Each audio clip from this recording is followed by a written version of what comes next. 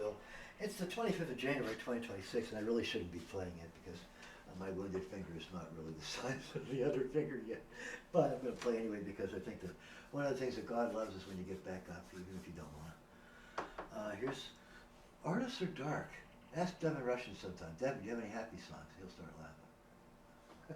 So, I'm not making this up. And so that's why we play the few happy songs we learn from other people, because we don't have enough of them ourselves. We write songs about trauma. We don't write songs about happiness. It's not the same kind of trauma. Here's one I wrote. This is here's a story. I don't usually like to tell a story because people didn't pay you to tell a story. They don't pay you to talk. They pay you to play. And I'll tell people that. I'll tell them right to their face. You're being paid to talk. So, because if anybody should be paid to talk, you're not as funny. So play music. Anyway, I'm sorry. This song has a deep story behind it. My dad was one of 3 kids, and they were very tight bound because they lived through the Depression together. And their mother had run away with another man and gone to America and taken the kids. So, this is a story worth telling, right? Okay. So my dad's family, they were immigrants, and they were very touchy about the word bastard. So, these 3 kids, they were going to be Americans now, right? They come over to be America. There's a school in the neighborhood. There's a church in the neighborhood. They could just move right in. Mom went prostrate with rheumatoid arthritis and couldn't do anything. She became an invalid. These 3 kids. Oh, and dad died. The new dad died of blood poisoning. So now there's these 3 kids, and they're like, Lizzie, oh. So the eldest, Maisie, she took care of the youngest, Jane, and ran the store that their mother had started.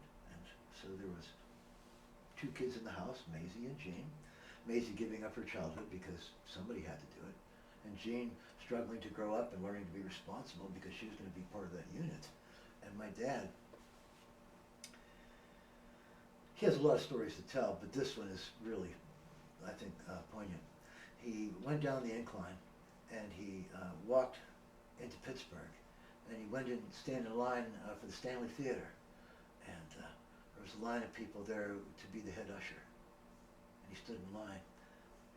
He was the only one big enough to fit the uniform. He got the job. So, on such small things are lives made. And part of why I think that Cosmic Agency has a sense of humor. And so the girls ran the store, and my dad worked all his life, never stopped, until much later. When he finally retired, his company asked him to come back and troubleshoot. So he went back. I have escaped. Whoa! He gets you with the hook. So that family worked so hard. And then the youngest, Jean, when they all got very old, my parents were still in touch. Maisie and Jean, my mom and dad were still in very good touch. They were all beautiful people, and they'd all been through hell, and they all understood each other very well. Well, then Jean contacted them and said, I'm dying of ovarian cancer. And she was, in her early 90s, I guess. And they had tried everything, all the radical therapies, excision and radiation came out. You people who've gone through this, you know how this feels. You people that have seen this in your families, you understand what I'm talking about. I'm not speaking lightly of one of the most horrifying passages that a person could be put through in life. So we got together, the whole family got together.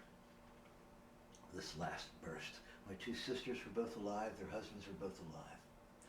And I was the 3rd.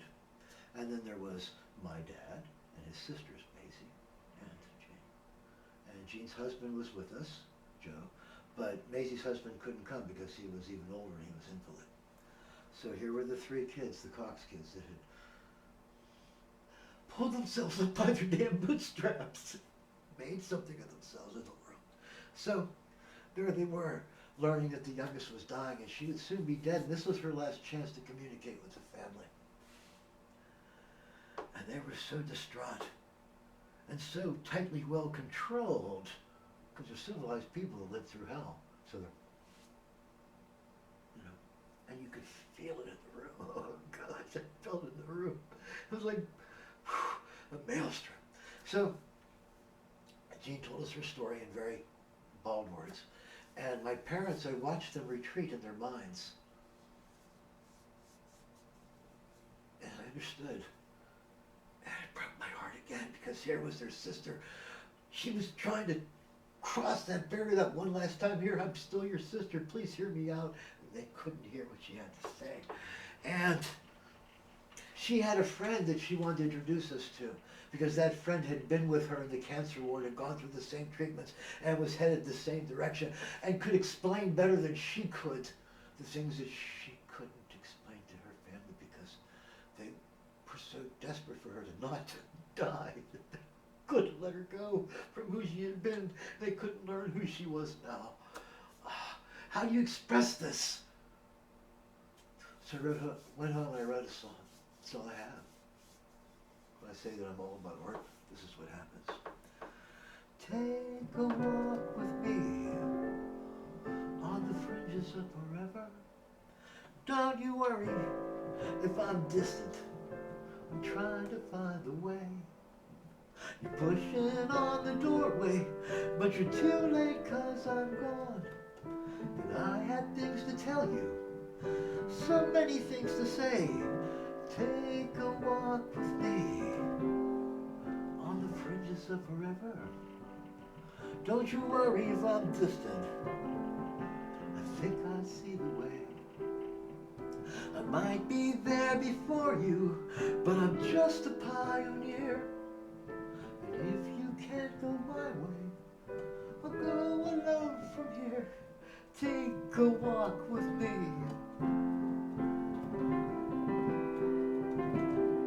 All those years of living crazy, what use are they now? When everything seemed accidental, and I sure didn't know how. Now finally something's concrete, but it's something I don't need. All my years I've followed you, but now I'll take the lead. Take a walk with me on the fringes of forever.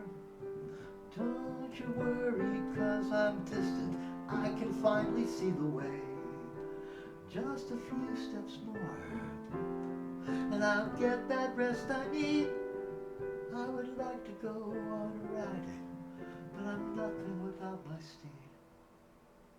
So that's one of those times that telling the story explains the song better than just playing the song. This is Wild Bill talking about one of the saddest moments of my life. It wasn't even mine. Here on the 25th of January, 2026. So Devin, your turn.